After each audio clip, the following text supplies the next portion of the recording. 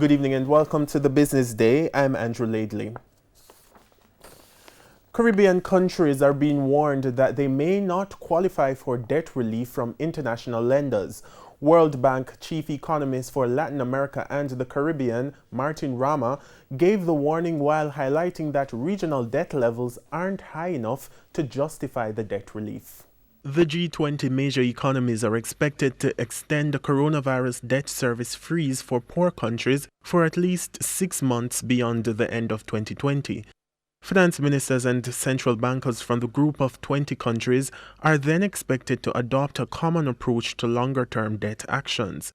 But World Bank chief economist for Latin America and the Caribbean, Martin Rama, says Caribbean countries may not get any relief from the initiative.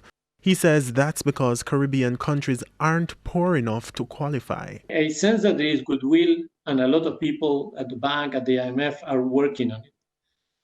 But I will not bet on it happening. And again, I will not bet on it happening because Caribbean countries are relatively rich in the developing world. So I would say, aim for it, lobby for it, but have a plan B. That's the only point I'm making. With the prospect of debt relief seemingly dismal, the World Bank chief economist admitted that borrowing is likely to increase. But he noted that proper fiscal policies should help to keep economies intact. The amounts are relatively small, so it doesn't take a lot of goodwill. It's huge for your countries, but for global finance, it's small. So what I would say is having, even if you need to continue borrowing, having a credible fiscal plan, a credible trajectory where one can see, and that doesn't depend on debt relief or the vaccine being available tomorrow. That is something, again, that can hold the marathon that we may have in front of us. You may be able to continue borrowing, and with stability, countries can borrow a lot. Japan has been living with very high debt for a long time, but you need a lot of stability for that to work.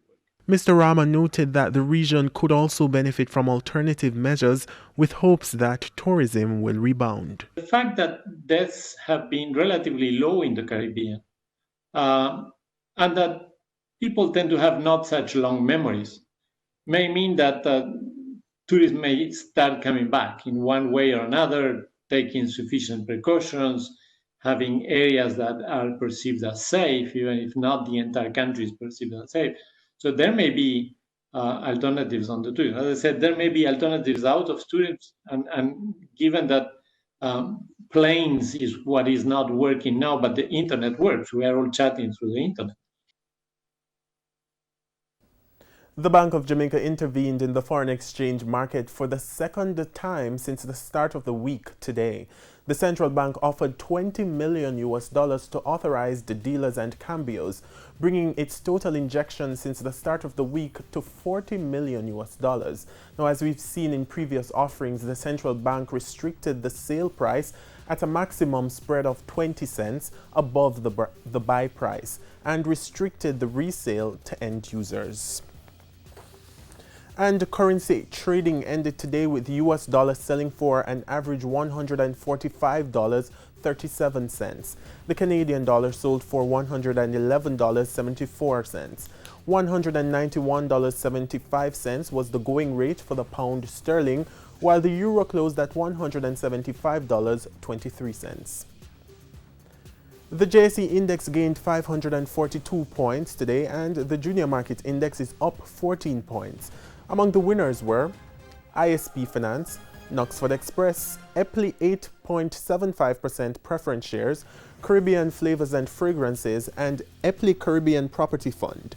Now on the losing side were JMMB Group 7.25% preference shares, Main Event Entertainment Group, Fosrich, Siboney Group, and Palace Amusement. That's the Business Day. I'm Andrew Laidley. Good evening.